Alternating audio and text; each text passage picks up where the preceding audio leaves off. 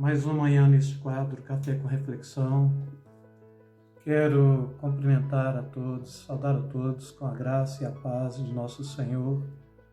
e Salvador Jesus Cristo.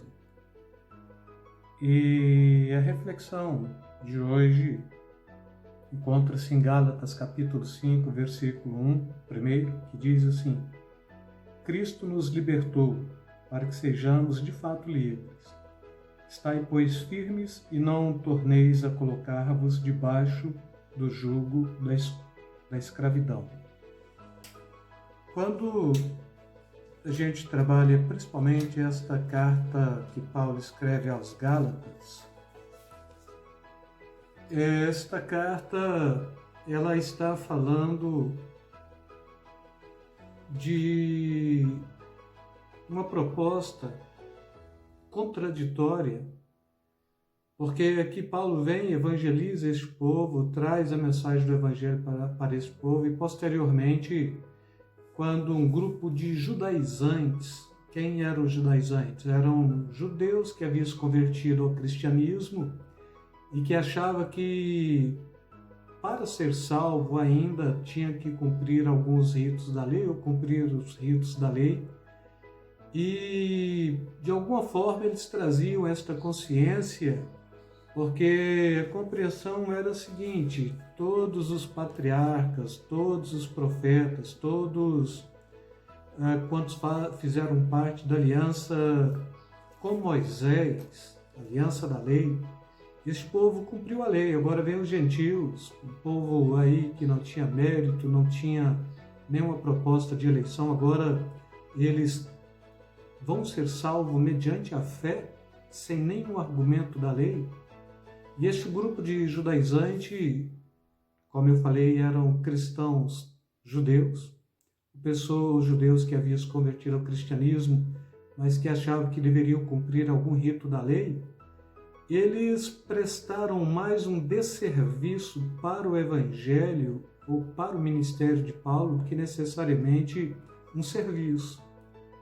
E com isso, quando Paulo escreve esta carta de Gálatas, aos Gálatas, ele está escrevendo dentro desta dimensão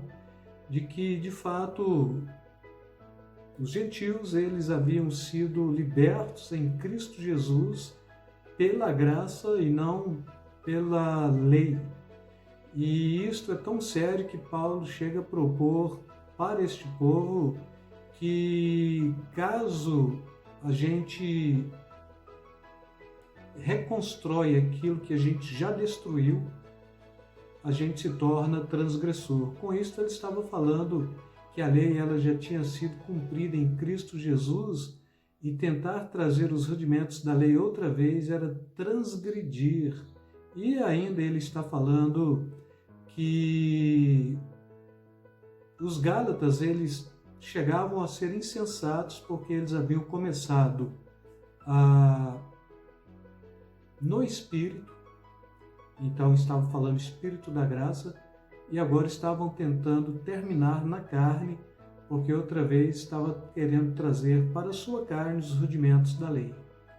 E com isso a gente trabalha dentro desta carta 3 tipos de liberdades,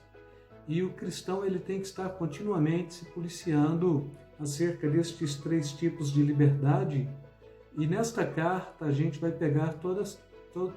estas 3 propostas, ou estes 3 tipos de liberdade, começando com a lei sem liberdade, que é que Paulo está falando logo de início mesmo, que é esta liberdade que não existia, porque a lei não permitia. A lei, com seus 613 mandamentos,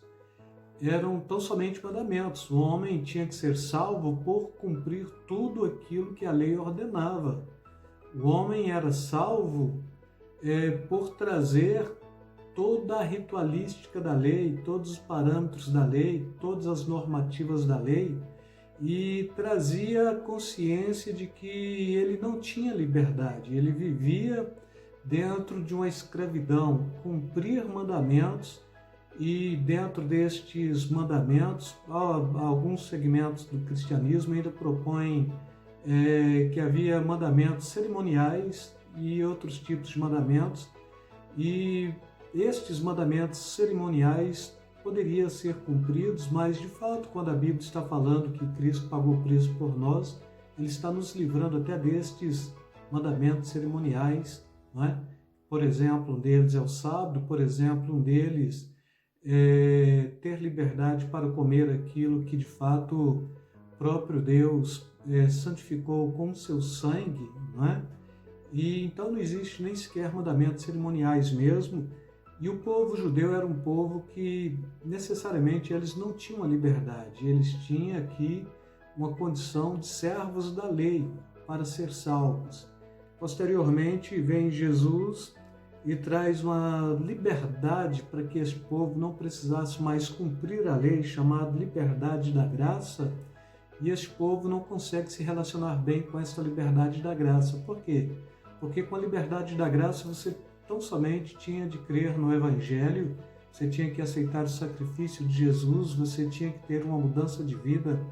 pela ação e pelo poder do Espírito Santo de Jesus, você não tinha de cumprir nenhum tipo de ritual da lei,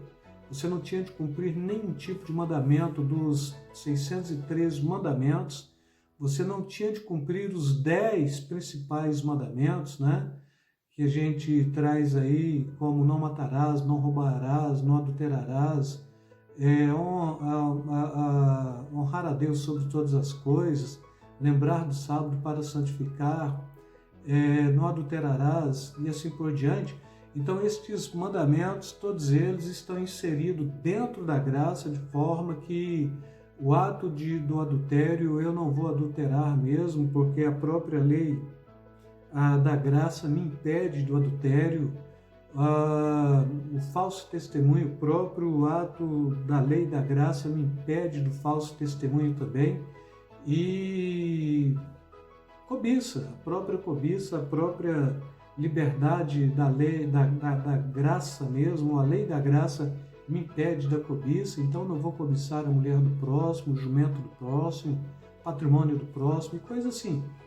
E com isto, então, a lei da liberdade, ela é uma lei policiada única e exclusivamente pela ação e pelo poder do Espírito Santo na minha vida, no meu coração, de maneira que eu já não tenho mais nenhum tipo de satisfação à lei judaica,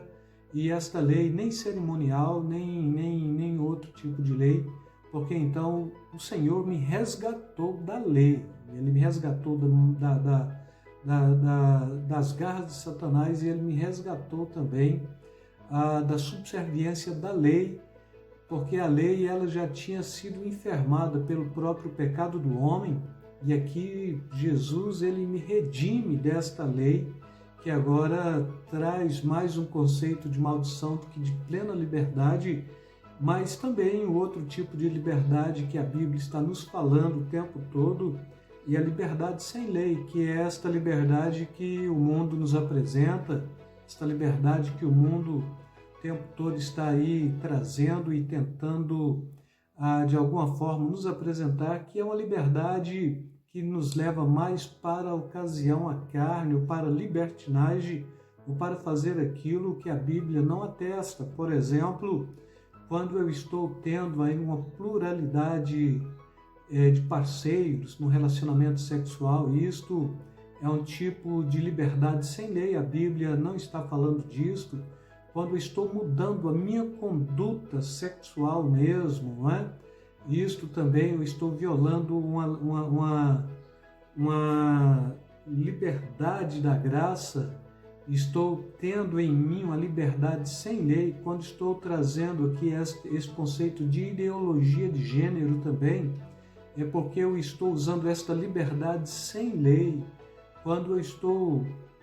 trazendo valores que remontam toda a estrutura do mundo, eu estou trazendo esta liberdade sem lei, e a Bíblia ela está me trazendo a possibilidade de ter uma lei da liberdade. A lei da liberdade, ela me traz o conceito pleno daquilo que a palavra de Deus atesta como sendo verdadeiro. Então, quando fala ideologia de gênero, ela não é uma lei da liberdade, mas ela é uma lei sem liberdade. Quando fala de pluralidade sexual, ela não é uma lei da liberdade, mas ela é uma liberdade sem lei mesmo, é uma liberdade do mundo, e assim por diante. Quando estou fazendo opção sexual contrário à natureza, da minha anatomia também, isto já está me remontando para uma lei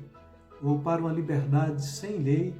e dentro da lei da liberdade, a própria consciência do cristão já sabe que a sua anatomia sexual ela já é uma condição também proposta para ter liberdade dentro disto, e para Deus, então, dentro desta lei da liberdade, prevalece este conceito da moral, da ética, dos padrões, dos bons costumes, não é? A palavra de Deus como sendo a regra de fé, regra moderadora da humanidade mesmo. E se a humanidade não pega a palavra de Deus para isto, então da igreja, daqueles que foram regenerados, e assim somos aqueles que são de fato conquistados pela graça, mediante a fé, para ter em nós esta liberdade da graça, ou esta lei da liberdade que nos arremete diretamente para a consciência